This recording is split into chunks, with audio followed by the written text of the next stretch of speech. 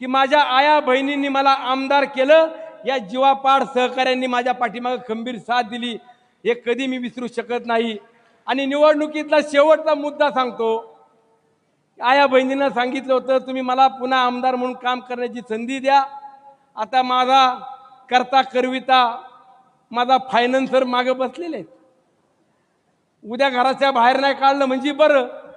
पण आया बहिणींनो, तुम्हाला एक शब्द दिला होता की या सुनील शेळकेला तुम्ही घरातला समजता, तुम्हाला विमानात बसवल्याशिवाय राहणार नाही, आणि तो शब्द देखील पुरा करायचा आहे। आणि म्हणूनच मी उड्डाण मंत्र्याला घेऊन आलो, तुम्ही बी काळजी करायचं नाही। अण्णा थोडं डिस्काउंट मध्ये करून द्यायला लागेल ना।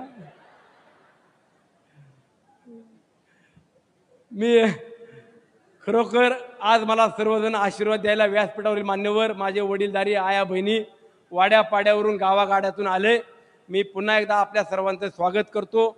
आज राजकीय मतभेद बाजूला ठेवून आपण सगळे मंडळी या गावाच्या या शहराच्या सर्वांनी विकासाकरता एकत्र आला। मी बाळाभाऊ तुमचं देखील मनापासून आभार व्यक्त करतो। माझ्या व्यासपीठावर सर्व मान्यवरांचे आभार करून येणाऱ्या नगरपालिकेच्या, जिल्हा परिषदेच्या, पंचायत समितीच्या निवडणुकीला हा सुनील शेळके तुमच्या पुढे हात करतोय, टाळी द्यायची का नाही द्यायची हा तुमचा प्रश्न आहे।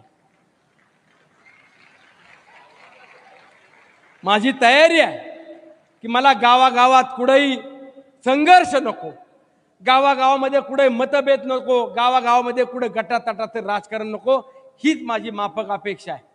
म्हणून उद्याच्या काळामध्ये येणाऱ्या स्थानिक स्वराज्य संस्थेच्या निवडणुकीत देखील आपण सर्वजण सामोपचाराने पुढे जाऊया। आपल्या दोन्ही राज्यातल्या प्रमुख मंत्री महोदयांची मनोगते या ठिकाणी व्यक्त झालेली आहेत। सुनील अण्णांनी सांगितलंय फक्त अर्धा तास आपल्याला सगळ्यांना शांत बसायचं आहे। अण्णांनी सांगितलं 1 तास बसा तरी आमची मंडळी बसतील, एवढी ताकद अण्णांच्या शब्दामध्ये आहे।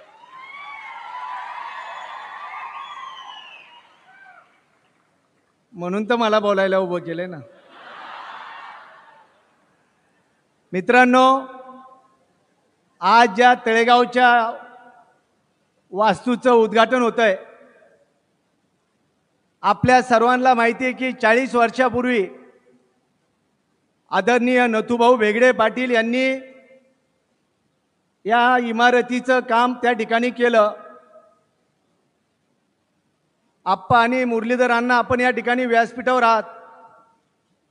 राष्ट्रीय स्वयंसेवक संघाची जननी म्हणून ओळखला जाणारा मावळ तालुका, आणि त्यावेळेस या ठिकाणी काम करत असताना राज्यामध्ये कुठेही प्रशासकीय इमारतीला डॉक्टर हेडगेवार भवन नाही, ते फक्त तळेगावमध्ये आहे, याचा आम्हाला या ठिकाणी मनापासून अभिमान आहे। आणि आज या सोहळ्याच्या निमित्ताने अनेक स्वयंसेवक या तालुक्याने राज्याला काम करण्याचं नेतृत्व दिलं। 1957 ला नथुभाऊ वेगळे पाटील यांची उमेदवारी त्या ठिकाणी जाहीर झालेली असताना संघाचा आदेश आला आणि रामभाऊजी माळगी हे पहिल्यांदा मावळ आणि मुळशीमधून त्या ठिकाणी आमदार झाले। हा इतिहास मावळचा आहे। आणि ज्यावेळेस या इमारतीचं नवीन लोकार्पण सोहळा संपन्न होतोय,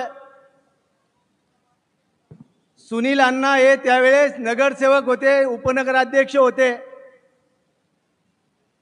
आणि त्यावेळेस आम्ही तळेगाव दाभाडे नगरपालिकेच्या इमारतीसाठी प्रशासकीय मान्यता मिळवून देण्याचं काम त्या ठिकाणी मी स्वतः केलं आणि 4 कोटी रुपयाचा निधी त्या ठिकाणी मंजूर केला। सुनील अण्णांनी 4 कोटीमध्ये 40 कोटी आणले आणि या ठिकाणी इमारत आज या ठिकाणी पूर्ण होत आहे। ही देखील गोष्ट सांगितली पाहिजे, आणि खऱ्या अर्थाने त्याचा कळस रचण्याचं काम त्यांनी केलं। मित्रांनो, मगाशी सांगितलं की आमच्या महिला भगिनींना आता मुरलीधर अण्णा या ठिकाणी आहे, महिलांना विमानाच्या माध्यमातून फक्त महाराष्ट्रात नाही देशात फिरण्याची संधी त्या ठिकाणी नक्कीच मुरलीधर अण्णा आणि तुम्ही आणि सुनील अण्णा देसाल।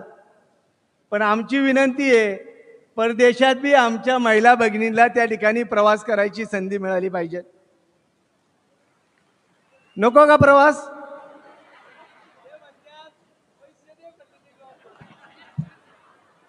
पण फक्त महिला भगिनीला नाही तर आमच्या पुरुष मंडळींना बी प्रवास करायची संधी मिळाली पाहिजे.